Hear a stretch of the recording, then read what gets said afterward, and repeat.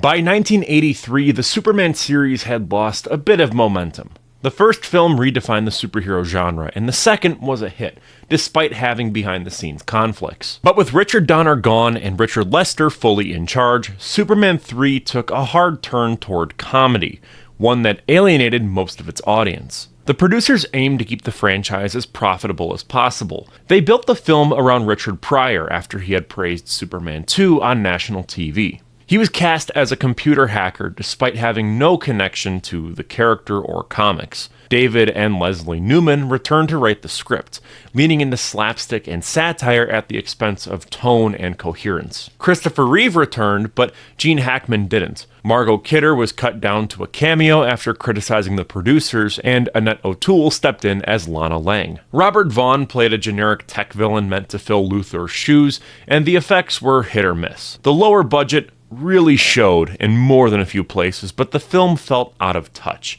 By focusing on broad comedy and sidestepping its own mythology, Superman 3 reflected a larger industry shift toward brand over story, and the cracks were beginning to show. I, like a lot of people who saw this when they were kids, remember Superman 3 for one scene and one scene only.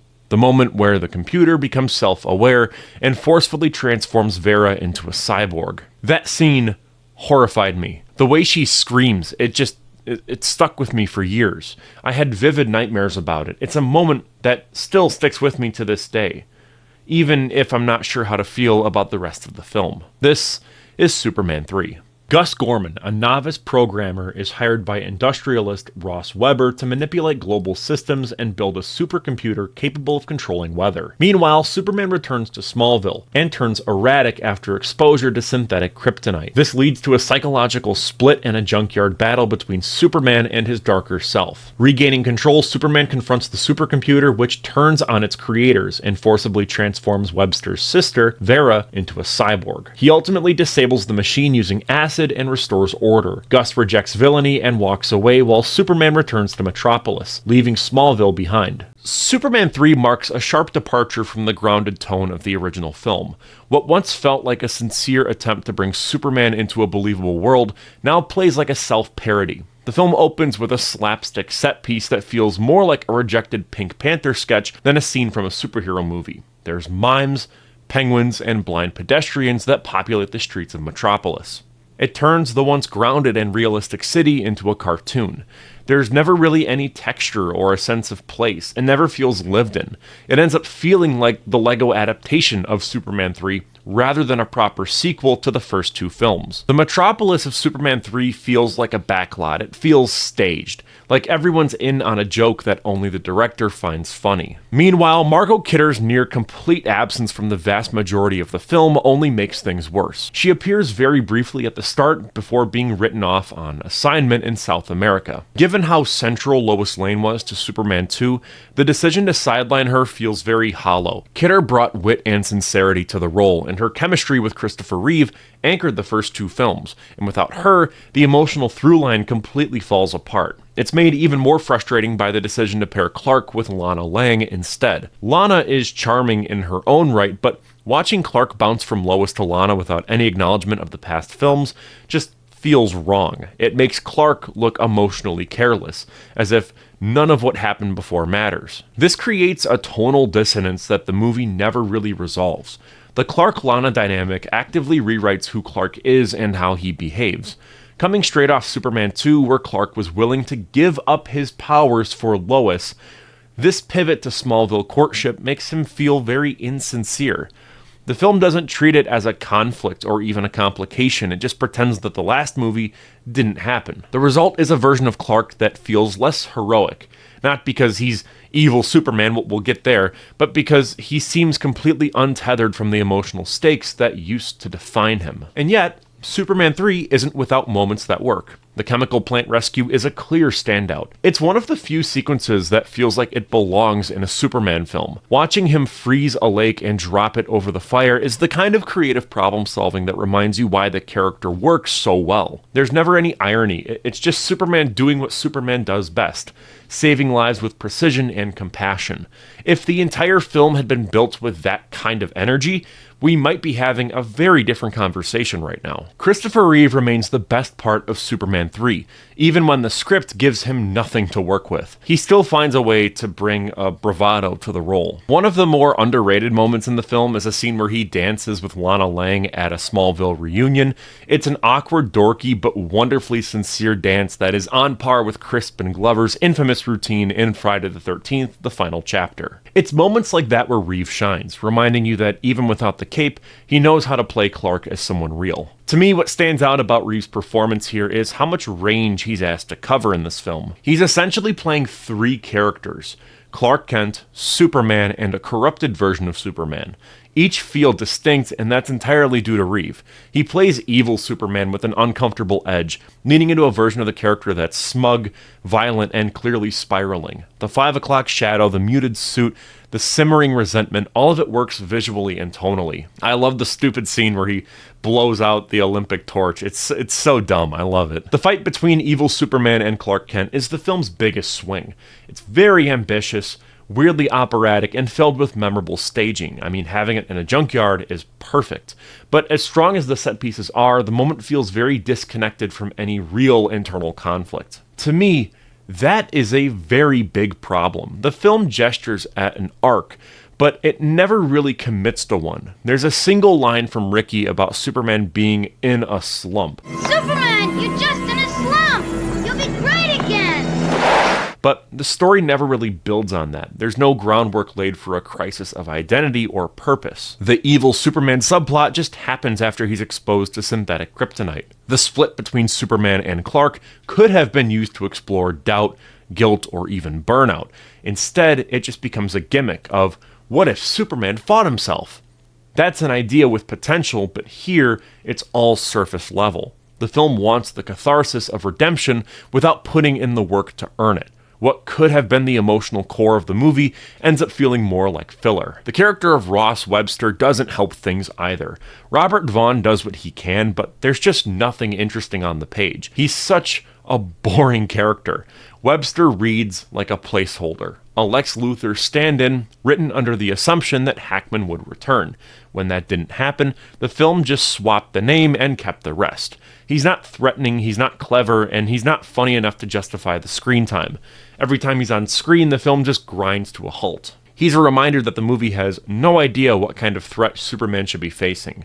Now, Vaughn does bring some charm to the role, but it's wasted on a character that just feels unfinished. Gus Gorman has taken a lot of heat over the years, and some of that criticism is warranted. He gets an enormous amount of screen time for a movie called Superman 3, often at the expense of the title character, Superman. But Richard Pryor, despite the awkward fit, brings a kind of chaotic energy that the rest of the film sorely lacks. His performance is very uneven and some scenes fall completely flat, most notably the painfully unfunny bit where he tells Webster about Superman while flapping a pink sweater like it's a cape. But there are moments where Pryor's instincts break through. The scene where Gus drunkenly bonds with a security guard while wearing a giant cowboy hat made me laugh out loud. It's the only time the movie did that. Yes, it's ridiculous, but it's also the kind of absurdity that actually works because it feels honest to Pryor and the character of Gus. You can tell that Pryor was allowed to riff, and sometimes it sinks the film, but occasionally it gives it life. The problem isn't that Gus exists, it's that the movie bends around him. Scenes are structured to showcase Pryor rather than just serving the story, which leads to a film that just feels adrift.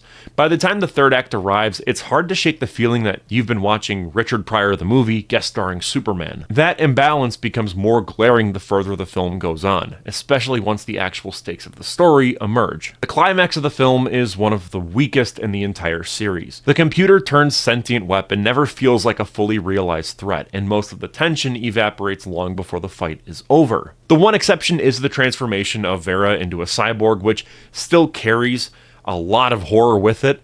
The scene is disturbing mostly because of her performance.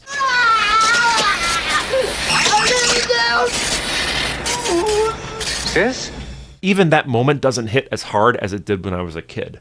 As an adult, the horror feels blunted. The rest of the sequence is dull and the pacing completely collapses. The payoff with the acid being what destroys the computer from earlier is a decent callback, but it's not enough to redeem how aimless it all feels. There's just something so frustrating about how close Superman 3 came to being something better. There have been rumors that have circulated for years that Richard Donner originally wanted the third film to center around Brainiac, which would have pushed the series deeper into actual science fiction and open up a whole new dynamic for Superman. I wish we got that version. I really do. And you can almost see traces of it here with the rogue computer and the themes of manipulation and control. I mean, that whole supercomputer thing feels like something that could have been the Brainiac climax. You know, like, doesn't that feel like a Brainiac thing? At least a late 70s, early 80s kind of concept of Brainiac. Instead, we got something that never really comes together into a film that makes total sense. What we're left with is a movie that feels like a first draft. There's talent on screen and even a few strong ideas, but none of it really connects and meshes together. Superman 3 isn't a disaster. It's worse than that. It's missed potential. Superman 4: The Quest for Peace was released in 1987, a time when the superhero genre was on life support, and the once proud Superman franchise had all but burned through the goodwill built up by the original 1978 classic. The cultural landscape had completely shifted since 1978, and Tim Burton's Batman wouldn't hit theaters for another 2 years. Audiences had grown more skeptical, special effects were advancing rapidly, and Hollywood studios were beginning to prioritize bigger action blockbusters and sequels with films like Lethal Weapon, Predator, and RoboCop. In fact, these all hit theaters the same year that The Quest for Peace came out. For the Superman brand, though, things were in decline. Superman 3 had already alienated fans with its slapstick tone and Richard Pryor-led detour. 1984's Supergirl had flopped.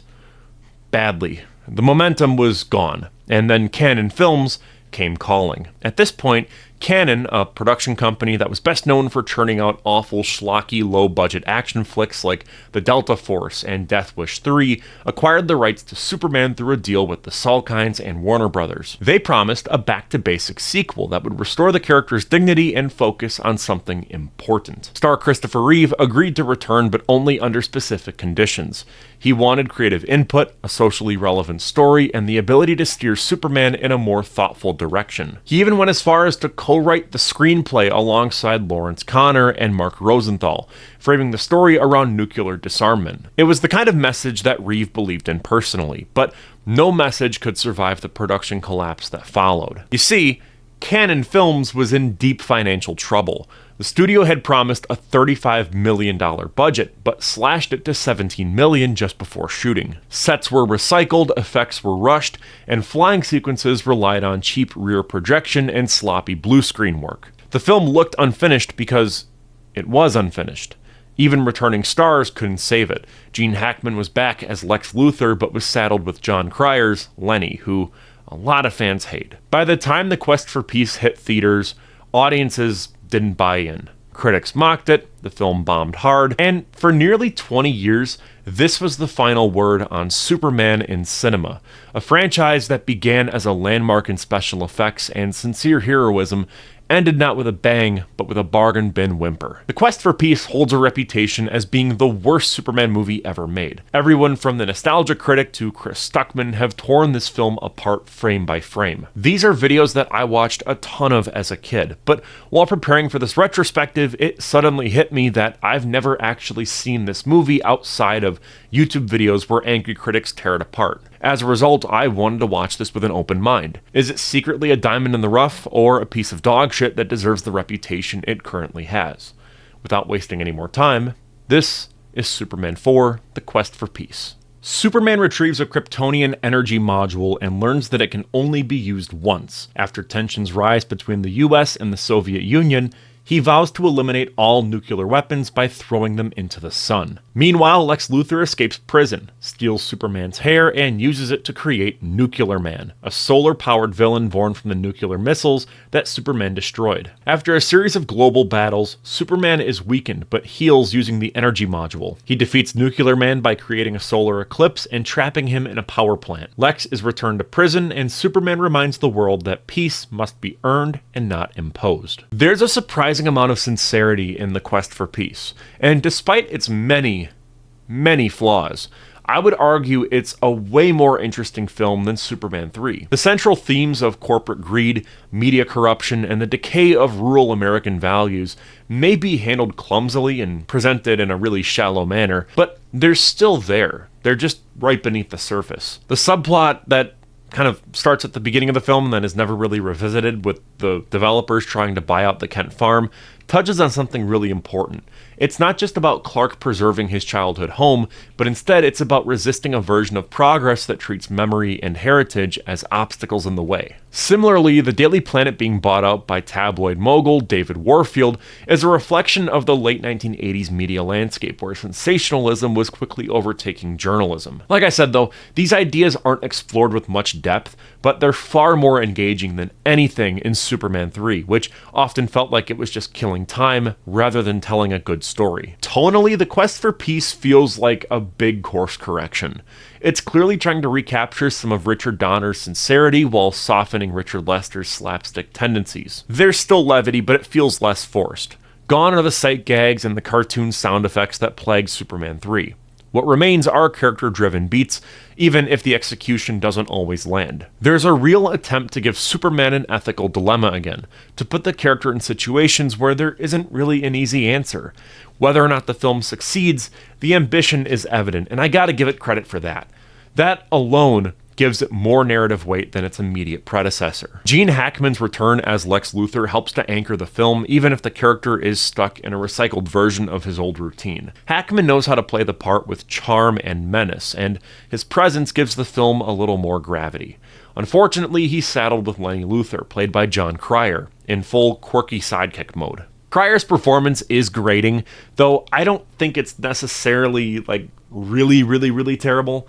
He mostly serves as comic relief, and while the jokes don't land, they're more tolerable than the campier bits from Superman 3 and elements of the Lester cut of Superman 2. It's at least worth noting that Cryer would later redeem himself with a genuinely impressive take on Lex in the CW's Supergirl, though that has no bearing on the character here, so do with that what you will. The weakest link by far is the character of Jeremy. The premise of a schoolboy writing to Superman to ask him to end the nuclear arms race has potential, but it's completely undermined by one of the worst child performances I've ever seen in a studio film. I just said I wish Superman would have said yes! Now, I'm usually inclined to cut child actors some slack, especially given, people like Jake Lloyd, Macaulay Culkin, they're just kids at the end of the day, and I think it's wrong to completely belittle and berate child actors. They're just trying their best. But in this case, the delivery is just so flat and it's so unnatural that it breaks the emotional rhythm of every scene this kid is in. I tell you who I'd write a letter to that would do some good. Who, Santa Claus? No, Superman. Is some of that on the director? Yeah. The casting director? Yeah. But at the end of the day, it's not a good performance. One of the biggest issues holding the quest for peace back is the editing. There's a jagged, incoherent rhythm to many scenes that make it really hard to follow what's even happening. Basic continuity is often sacrificed in favor of salvaging whatever scraps the production had available. Nowhere is this more apparent than in the scene where Lenny Luthor traps the prison guards in a car and then sends it flying off a cliff. The sequence is cut erratically between the vehicle, Lenny's reaction, back to the vehicle, and then Lex Luthor watching from above, and then back to the vehicle and then back to Lenny. Each cut lasts only a few frames, and the result feels like a broken animatic rather than a finished scene. There's not really any flow, there's not logic to it, it's just a desperate attempt to disguise how little coverage they had on the day of shooting. At other points, the editing swings in the opposite direction, letting scenes drag with little structure or momentum. Dialogue exchanges are held in wide shots, far longer than they should be, and the action beats unfold in flat, static compositions. There's hardly ever any rhythm. This inconsistency, likely a result of both time constraints and missing footage, creates a viewing experience that constantly feels off balance. And the visual effects only make things worse. The flying scenes, which had once been a source of awe in the original Superman, are now clunky and painfully dated. Blue screen lines are visible in nearly every shot, and the compositing is just so sloppy to the point of distraction. It's not that the effects are bad, but it's that the film leans on them so heavily. Like, why did they write in so many flying scenes if they knew it was going to look this bad? Superman flying should be a moment of triumph, but here it just feels like a chore, and because the movie keeps returning to these effects-heavy sequences, their flaws are constantly on display, undercutting the spectacle at every single turn. Destroy Superman. Now, Nuclear Man tends to get mocked as one of the worst Superman villains of all time, but I think that criticism feels exaggerated. He's not really a strong character by any means, but he isn't the worst that the franchise has seen either. The concept of a solar-powered clone created from Superman's DNA and nuclear energy has potential, even if the execution falls short. What hurts most, at least to me, as a dork who likes comic books, is the missed opportunity to draw from the comics. A character like Bizarro would have fit perfectly into the same narrative structure while adding fan recognition and thematic weight. Imagine how fun it would be to see Christopher Reeve playing Bizarro. Instead, the film introduces a new antagonist who exists more as a plot device than a character. Destroy Superman. I don't know, I just want Bizarro in a movie. Just please, for the love of God, give me Bizarro in a Superman movie. That is all I want. It would be so funny. People no take Bizarro serious. Careful what you wish for. People love Bizarro after me beat you. Getting a bit more serious now and kind of winding down the Reeve era, what makes the quest for peace just so bittersweet to watch is knowing that this would be Christopher Reeve's final full performance as Superman. The film may be extremely flawed, but Reeve never treats the material like it's beneath him.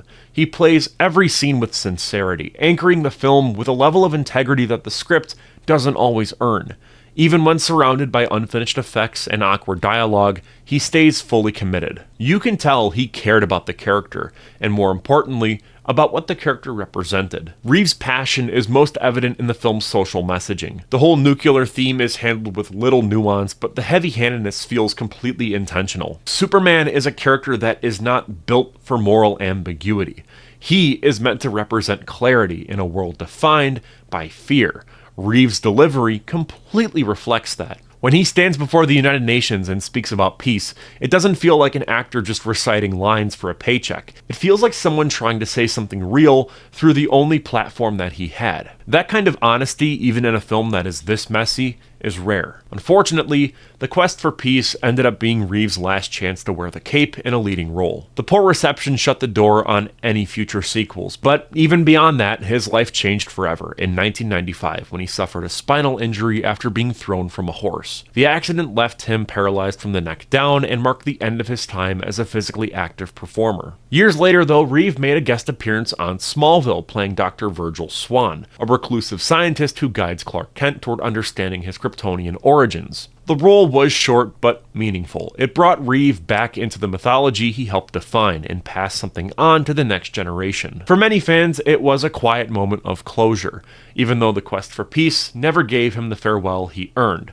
That small appearance carried a kind of grace that the films just couldn't. Oh yeah, and then he was in The Flash and it was really gross. And they used this weird CG model of him and it was just made your skin crawl. So we're not going to really go on about that too much. But yeah, Smallville, good for you for giving him an actual kind of send-off. The Christopher Reeve era of Superman stands apart not because every film was great. I would go as far as to argue that there's one great film and then the sequel's kind of, yeah, it's good, but not great.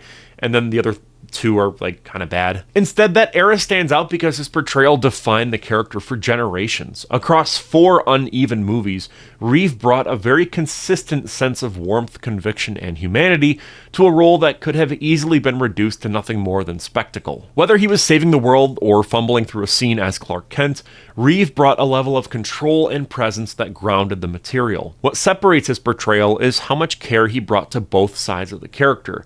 He didn't see Superman and Clark as opposites. He made them feel like two parts of the same person.